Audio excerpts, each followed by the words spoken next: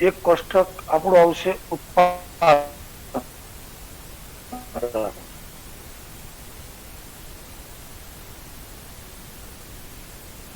એક કોષ્ટક કયું આવશે? ઉત્પાદન. ચાલો બીજું કુલ સ્થિર ખર્ચ. બીજું કોષ્ટક કયું આવશે? કુલ સ્થિર ખર્ચ. ચાલો ત્રીજું કોષ્ટક કુલ અસ્થિર ખર્ચ. અને ચોથું કોષ્ટક કુલ ખર્ચ. ઓકે, અહીંયા જે છે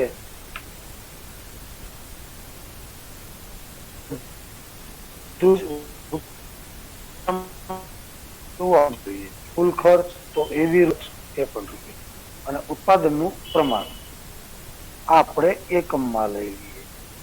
ઓકે, તો આ રીતની આપણી સરસ મજાની અનુસૂચિ તૈયાર થઈ. ઓકે, ચાલો હવે અહીંયા આપણે બંને વસ્તુ લેવાની છે. સર સરખું દેખાતું નથી. અંદર ઉત્પાદનનું પ્રમાણ 0, તો સ્થિર ખર્ચ 100 રૂપિયા છે એ 100 નો 100 જ રહે, એમાં કોઈ પણ પ્રકારનો ફેરફાર થશે નહીં. પણ અસ્થિર ખર્ચની વ્યાખ્યા યાદ રાખો, શૂન્ય. અસ્થિર ખર્ચ પણ કેવો થાય? શૂન્ય. સ્થિર ખર્ચ યથાવત છે. તો કુલ ખર્ચ બેયનો સરવાળો 100. સર હરખું દેખાતું નથી. હા સર. હા, સર. 10 એકમ થાય 3 વાર કીધું. ખર્ચ તો 100 રૂપિયા જ રહેશે. અસ્થિર ખર્ચ વધીને કેટલો થશે? તો કુલ ખર્ચ બંનેનો સરવાળો તરત તમે કહેશો સાહેબ 180. હજી માનો કે ઉત્પાદન વધે છે, 20 એકમ થાય, સ્થિર ખર્ચ 100 નો 100 જ રહેશે, 100 રૂપિયા જ રહેશે. અસ્થિર ખર્ચ તો તમે જો વધે છે અને 150 થાય, તો કુલ ખર્ચ કેટલો થયો? 200. પણ એક વસ્તુ યાદ રાખજો, ખર્ચ હંમેશા સર સરખું દેખાતું નથી. સમય સુધી પહેલા 10 એકમ બનાવવામાં 80 રૂપિયા થયા, તો બીજા 10 એકમ બનાવવામાં 80 ન થાય, 80 કરતા ઓછા થાય. બાકી તો પહેલાના 10 80, બીજા 10 20 તો 160 એમ નહીં, એની કરતા થોડા ઓછા. તો પહેલા 10 બનાવ્યા 80 રૂપિયા ખર્ચ, બીજા 10 બનાવ્યા કેટલો ખર્ચ થયો? 70. હવે તમે જો એક સાથે એકમ 30 નંગનું ઉત્પાદન કરે, તો કુલ સ્થિર ખર્ચ તો 100 રૂપિયા જ રહેશે, અસ્થિર ખર્ચ 210 રૂપિયા થશે, ટોટલ ખર્ચ 310 થશે. આંકડા તમે તમારી રીતે સેટ કરીશું. 1 2 3 લો, અહીંયા 10 લો, 8 15 21 લો, એ તમે તમારી રીતે સેટ કરીશું. તો અહીંયા તમે જુઓ, અહીંયા 10 માં 70 થયો, ત્રીજા 10 માં 60 થયો છે.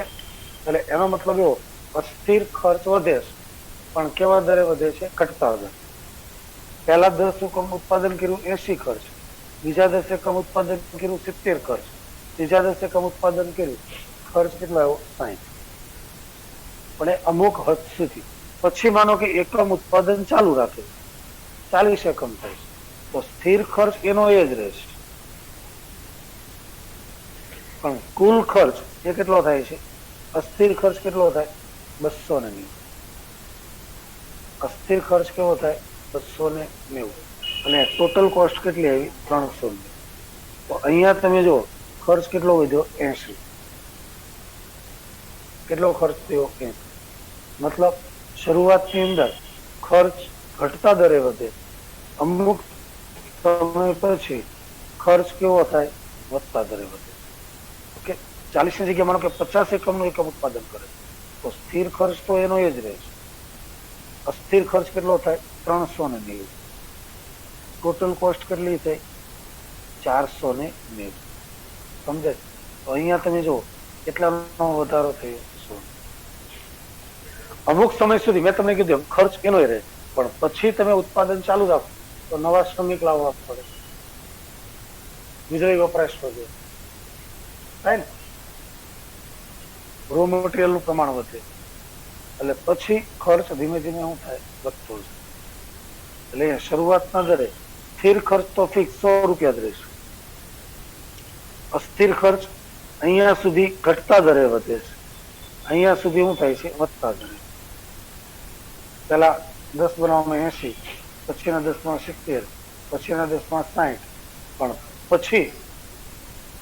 પછી તમે 10 કર્યું તો કેટલા થયા? 80. એના પછી તમે 10 કર્યું તો કેટલા થયા? 490.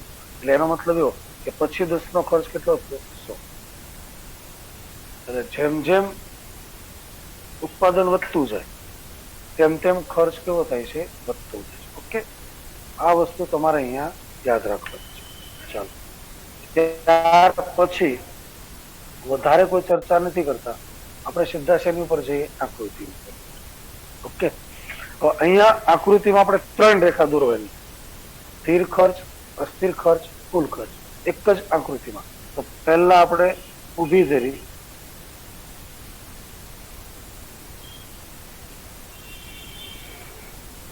Y,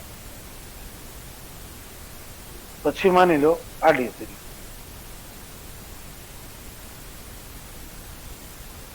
x. ઓકે, ઊભી ધરી આડી ધરી, આ 0 અથવા તો O બિંદુ થઈ ગયું. હવે તમે અહીંયા નીચે આપણે શું લઈશું? ઉત્પાદન. લખી નાખો ઉત્પાદન. અહીંયા આપણે શું લઈશું? ખર્ચ. લખી નાખો ખર્ચ. ઓકે, એક્સ અક્ષ ઉપર આપણે ઉત્પાદન લીધું, વાય અક્ષ ઉપર આપણે શું લીધું? ખર્ચ. ચાલો, ઉત્પાદન 0 છે, ઉત્પાદન છે 0, અને વધુમાં વધુ કેટલા છે? 50. તો 0 છે જ, તો એ તમે લખી શકો. હવે ઉત્પાદન ની અંદર 10, 20, 30, 40, 50. ઉત્પાદન તમે 50 સુધી લઈ શકો. ખર્ચ તમે જો ઓછામાં ઓછો 0 છે અને વધુમાં વધુ કેટલો છે? 490. એટલે ખર્ચ બી તમે 100, 500,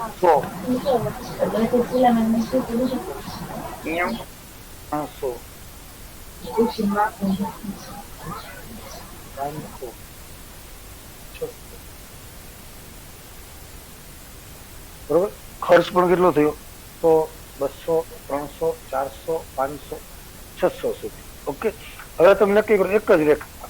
તો દાખલા તરીકે એક બાજુ અનુસૂચિમાં જો અહીંયા ઉત્પાદન છે, તો પહેલા આપણે સ્થિર ખર્ચ રેખા જોઈએ. સ્થિર ખર્ચ રેખા હંમેશા એક્સ અક્ષને શું હોય? સમાંતર હોય. ઓકે, તો ચાલો 0 એકમ ઉત્પાદન, ત્યારે સ્થિર ખર્ચ કેટલો? 100 થયો. ઉત્પાદન 10 એકમ, સ્થિર ખર્ચ કેટલો? 100. અહીંયા તમે જો ઉત્પાદન 10 એકમ, સ્થિર ખર્ચ 100. ઉત્પાદન 20 એકમ, સ્થિર ખર્ચ 100. ઉત્પાદન 30 એકમ, સ્થિર ખર્ચ 100. ઉત્પાદન 40 એકમ, સ્થિર ખર્ચ 100. ઉત્પાદન 50 એકમ, સ્થિર ખર્ચ 100 છે. 100 ના 100 છે. એટલે અહીંયા આપણને એક્સ અક્ષને સમાંતર બિંદુઓ મળ્યા. આ બિંદુઓને તમે જોડી દો. ઓકે, એટલે અહીંયા આપણને જે રેખા મળી એને હું અંગ્રેજીમાં નામ લખું છું કુલ સ્થિર ખર્ચ રેખા. એટલે એનો મતલબ ટોટલ ફિક્સ કોસ્ટ, TFC મળી. કુલ સ્થિર ખર્ચ રેખા. ત્યાર પછી જો આપણું ઓકે થયું. હવે તમે કુલ અસ્થિર ખર્ચ કયા ખર્ચ? કુલ સ્થિર ખર્ચ. 0 ઉત્પાદન ત્યારે અસ્થિર ખર્ચ 0, તો 0 એ 0 છે જ. 0 ઉત્પાદન ત્યારે અસ્થિર ખર્ચ 0. હવે તમે જો 10 એકમ ઉત્પાદન થયું તો અસ્થિર ખર્ચ કેટલો આવ્યો? 80. એનો મતલબ 10 એકમ ઉત્પાદન ત્યારે આ 10 વિષમ અહીંયા 80 આવશે. બીજો મુદ્દો. હવે તમે જો 20 એકમ ઉત્પાદન, ખર્ચ 150, તો 20 એકમ ઉત્પાદન 150, 100 ને 200 ની વચ્ચે અહીંયા એક બિંદુ આવશે. 30 એકમ ઉત્પાદન ખર્ચ 210. 30 એકમ ઉત્પાદને ખર્ચ કેટલો છે? 210. તો એનો મતલબ એવો કે 200 છે, 200 ની ઉપર, તો 30 એકમ ઉત્પાદને આ ત્રીજો બિંદુ. 40 એકમ ઉત્પાદને ખર્ચ 290. તો 40 એકમ ઉત્પાદન કેટલા એકમ? 40. આ 40 એકમ ઉત્પાદને ખર્ચ 290. તો અહીંયા છે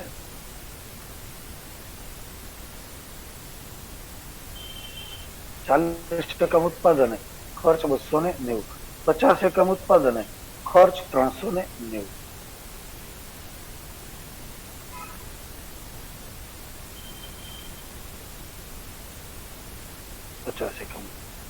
તો અહીંયા જે બિંદુઓ મળ્યા છે એ બિંદુઓને આપણે છોડી દઈએ આ રીતના. તો અહીંયા આપણને એક રેખા મળે. તો આ જે રેખા મળી એને આપણે શું કહીએ? અસ્થિર ખર્ચ રેખા. એને શું કહીએ? અસ્થિર ખર્ચ. મતલબ ટોટલ વેરિયેબલ કોસ્ટ, જેને આપણે TVC. ઓકે, મતલબ કુલ અસ્થિર ખર્ચ રેખા. આ કુલ સ્થિર ખર્ચ રેખા. ઓકે, સમજાય? હવે તમે જુઓ, આ બી થયો સ્થિર ખર્ચ. હવે આપણે શું લઈએ? કુલ ખર્ચ. 0 ઉત્પાદન ત્યારે ખર્ચ કેટલો? 100. તો 0 ઉત્પાદન 100 ખર્ચ છે. 10 એકમ ઉત્પાદન ખર્ચ 180. તો 10 એકમ જે ઉત્પાદન છે અહીંયા ખર્ચ કેટલો છે? 180. અહીંયા બિંદુ આવશે. 20 એકમ ઉત્પાદન ખર્ચ 250. તો આ 20 એકમ ઉત્પાદન ખર્ચ 250 થયું. 30 એકમ ઉત્પાદન ખર્ચ 310. તો 310 એ 30 એકમ ઉત્પાદન. 40 એકમ ઉત્પાદન ખર્ચ 390. 40 એકમ ઉત્પાદને ખર્ચ 390. 50 એકમ ઉત્પાદને ખર્ચ 490 થયું. હવે આ બિંદુને તમે જોડી દો તો લગભગ એને સમાંતર છું.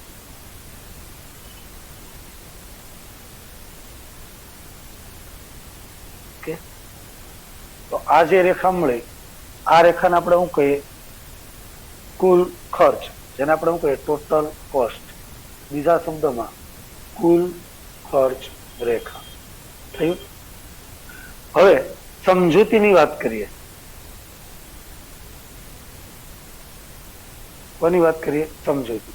પણ સમજૂતી પહેલા આપણે અહીંયા આ P બિંદુ નામ આપી દો એટલે સરળતા રહે. આ A, આ B, આ C બિંદુ. ઓકે, 10 એકમ. 10 એકમ છે એને Q1 નામ આપો. 10 એકમ ને કયું નામ આપો? Q1. હવે સીધું 30 એકમ ના બિંદુ, તો આને નામ આપો Q2. ઓકે, તો અહીંયા 30 એકમ બિંદુ Q2, તો F, આ G, અને આને કયું નામ આપ્યું? A. ઓકે, હવે આપણે સમજૂતી જોવાની છે. શું જોવાનું છે? સમજૂતી. તો મેં તમને કીધું એમ કે ભાઈ OX ધરી ઉપર ઉત્પાદન દર્શાવ્યું છે અને OY ધરી ઉપર આપણે શું લીધો છે? ખર્ચ દર્શાવ્યો છે. એક મુદ્દો થયો છે, હા કે ના? એટલે એનો મતલબ એવો કે અહીંયા તમારે ખાલી સમજૂતી લખવાની કે ભાઈ ખરેખર OP, તો ખાસ યાદ રાખજો અહીંયા P છે. તો સમજૂતીમાં જો પહેલું જ સમજે કે ઉત્પાદન શૂન્ય હોય, કેવું દીકરા? ઉત્પાદન માની લો કે શૂન્ય છે, ત્યારે કુલ ખર્ચ, ત્યારે કુલ અસ્થિર ખર્ચ શૂન્ય. એક મુદ્દો થયો, સમજાય છે? ઉત્પાદન કેવું છે? શૂન્ય. તો કુલ અસ્થિર ખર્ચ પણ કેવો છે? શૂન્ય. હવે તમે આકૃતિમાં જુઓ, ઉત્પાદન 0 છે તો અસ્થિર ખર્ચ રેખા થયા, તો એ પણ કેવી છે? 0. અથવા તો અહીંયા ઉત્પાદન 0 તો અસ્થિર ખર્ચ પણ કેવો છે? 0. એક તો બીજું તમે જુઓ, ઉત્પાદન શૂન્ય હોય, આ મુદ્દો એમ ના, ઉત્પાદન શૂન્ય હોય ત્યારે કુલ સ્થિર ખર્ચ કયો દીકરા? કુલ સ્થિર ખર્ચ ઓપી હોય, ઓપી એટલે કે કુલ સ્થિર ખર્ચ તો હશે, અથવા તો ઓપી હશે, તમારે જે લખવું હોય. ઉત્પાદન કેવું છે? શૂન્ય છે ત્યારે કુલ સ્થિર ખર્ચ કેટલો છે? 100. તો ઉત્પાદન શૂન્ય ત્યારે કુલ સ્થિર ખર્ચ કેટલો છે? 100. તમારે આકૃતિમાં કેવું હોય તો ઉત્પાદન જ્યારે શૂન્ય હશે ત્યારે કુલ સ્થિર ખર્ચ ઓપી હશે. ઓપી એનો મતલબ 100. ત્રીજો મુદ્દો જોવો તમે, ઉત્પાદન ઓ ક્યુ 1 હશે. ઉત્પાદન કેવું હશે? OQ1. કૌંસમાં કેવું કહી શકાય? OQ1 એટલે ઉત્પાદન કેટલા એકમ હશે? 10 એકમ હશે. ત્યારે ઉત્પાદન જ્યારે 10 એકમ હોય ત્યારે કુલ સ્થિર ખર્ચ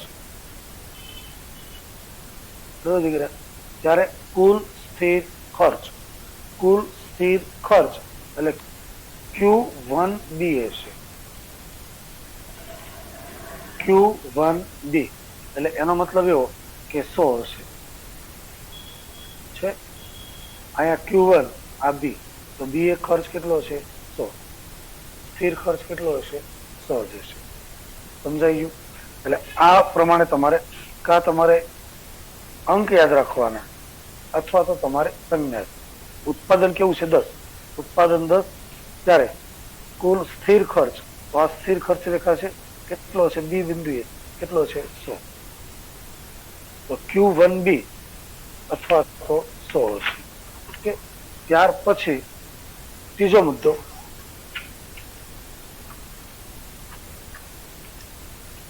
કયો મુદ્દો? ત્રીજો મુદ્દો. આ તમારે થોડુંક જોવા માટે જરૂર પડશે, તો જોઈએ.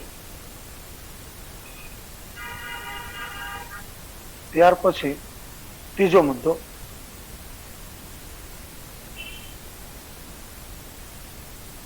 ઓકે ચાલો અહીંયા લઈ લો. ત્રીજો મુદ્દો, ઉત્પાદન OQ2 હશે ત્યારે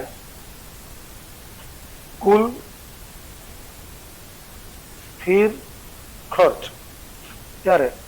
સ્થિર ખર્ચ Q2F થશે. અસ્થિર ખર્ચ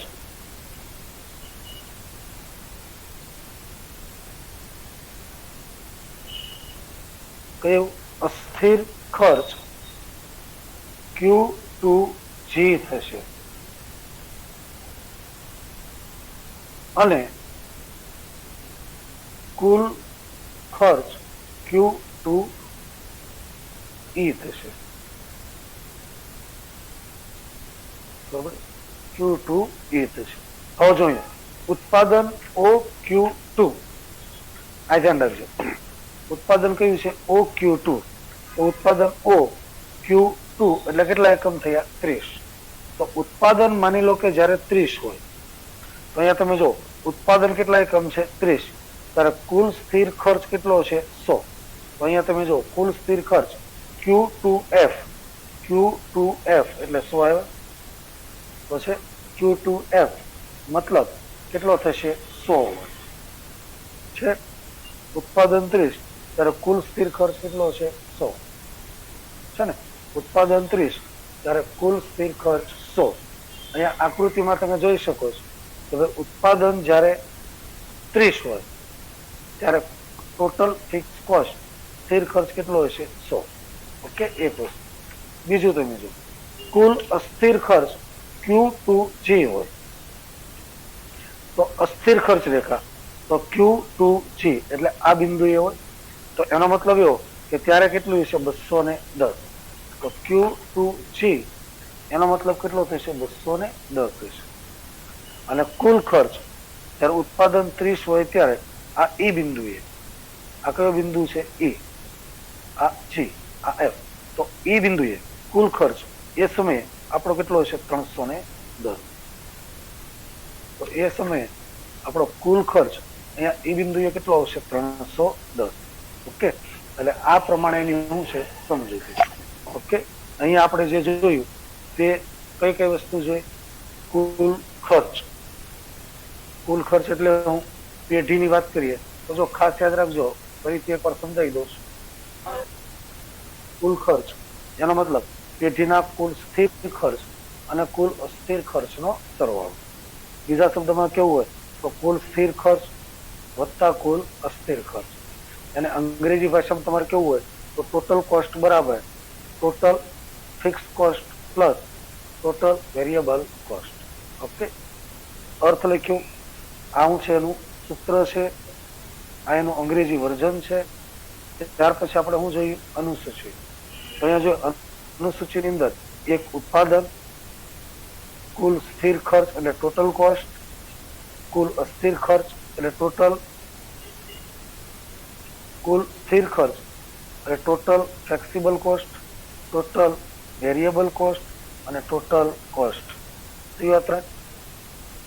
અહીંયા જો ઉત્પાદન 0 એકમ હોય ત્યારે સ્થિર ખર્ચ 100 તો 100 નો 100 જ રહે. અસ્થિર ખર્ચની વાત કરીએ તો શરૂઆતમાં ઘટતા દરે વધે. પહેલા 10 ના 80, બીજા 10 ના 70, ત્રીજા 10 ના 60, પછી પાછો કેવા દરે વધે? વધતા દરે 80 અને 100. એટલે 80, 150, 210, 290 અને 390.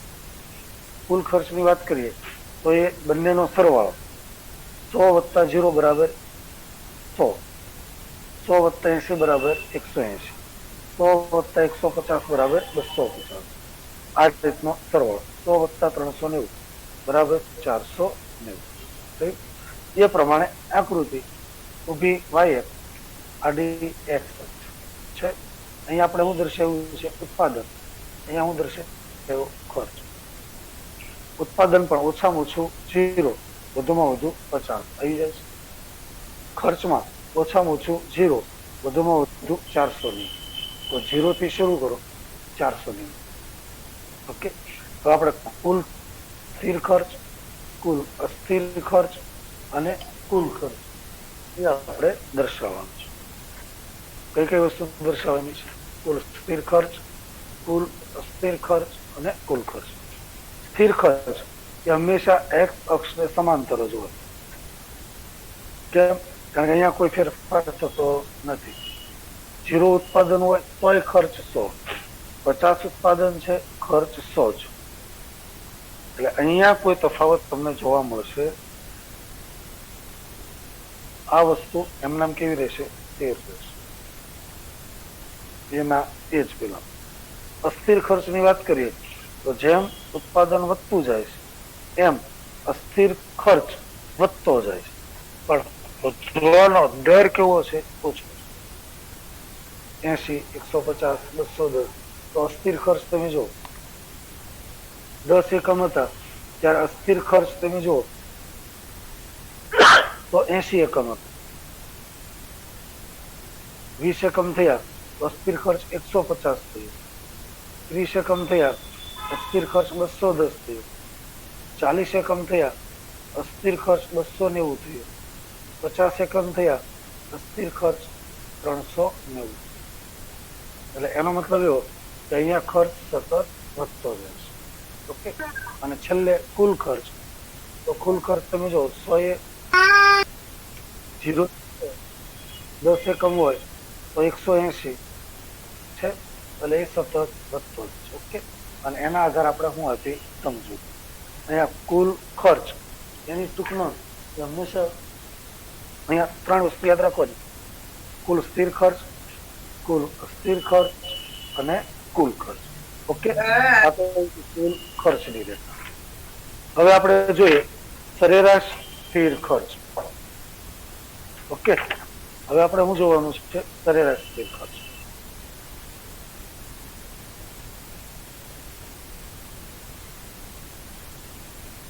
કેવી રીતે?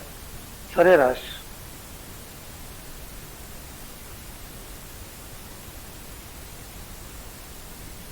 સ્થિર ખર્ચ. ઓકે, અહીંયા હું ખાલી તમને અર્થ આપી દઉં. સરેરાશ સ્થિર ખર્ચ તો એનો મતલબ એવો કે પેઢીના કુલ ખર્ચને, તો આનો અર્થ યાદ રાખજો, પેઢીના કુલ, જો સ્થિર છે તો સ્થિર જ, પેઢીના કુલ સ્થિર ખર્ચને, શબ્દ કયો વાપરવાનો? સ્થિર ખર્ચ. એટલે પેઢીના કુલ સ્થિર ખર્ચને કુલ ઉત્પાદન એકમો વડે, સમજાય? પેઢીના કુલ સ્થિર ખર્ચને કુલ ઉત્પાદન એકમો વડે ભાગવાથી જે ખર્ચ મળે, ભાગવાથી જે ખર્ચ મળે તેને સરેરાશ ખર્ચ કહે છે. તેને શું કહેવાય? સરેરાશ ખર્ચ.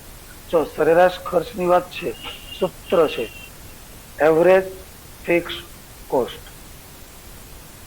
જેને આપણે કહીએ સરેરાશ સ્થિર ખર્ચ, મતલબ AFC, એવરેજ ફિક્સ કોસ્ટ. પેઢીના કુલ સ્થિર ખર્ચને કુલ ઉત્પાદન એકમો વડે ભાગવાથી જે ખર્ચ પ્રાપ્ત થાય તેને આપણે શું કહીએ? સરેરાશ સ્થિર ખર્ચ. ઓકે, બીજી વસ્તુ, બીજા શબ્દમાં કેવું હોય તો તે એકમ દીઠ સ્થિર ખર્ચ. આ ખર્ચ એટલે કેવો? એકમ દીઠ સ્થિર ખર્ચ. એક એકમ પાછળ સ્થિર ખર્ચ કેટલો થયો તે. માનો કે કોઈ પેઢીનું કુલ સ્થિર ખર્ચ 50,000 હોય અને 1000 એકમનું ઉત્પાદન કરે તો સરેરાશ સ્થિર ખર્ચ કેટલો પ્રાપ્ત થાય? 50 રૂપિયા.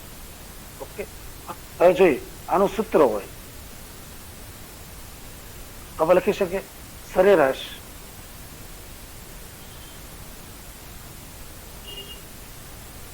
સ્થિર ખર્ચ બરાબર કુલ સ્થિર ખર્ચ છેદમાં કુલ ઉત્પાદન એકમ. હા કે ના? કુલ સ્થિર ખર્ચ છેદમાં કુલ ઉત્પાદન.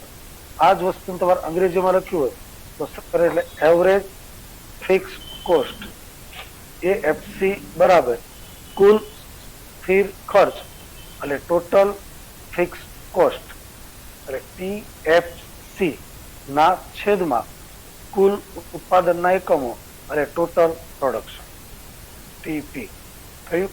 એટલે આ અંગ્રેજી નામ છે AFC, એવરેજ ફિક્સ કોસ્ટ અથવા સરેરાશ સ્થિર ખર્ચ બરાબર ટોટલ ફિક્સ કોસ્ટ, મતલબ કુલ સ્થિર ખર્ચ છેદમાં ટોટલ પ્રોડક્ટ, જેને આપણે શું કહીએ PP, અથવા તો ઉત્પાદનના કુલ એકમ.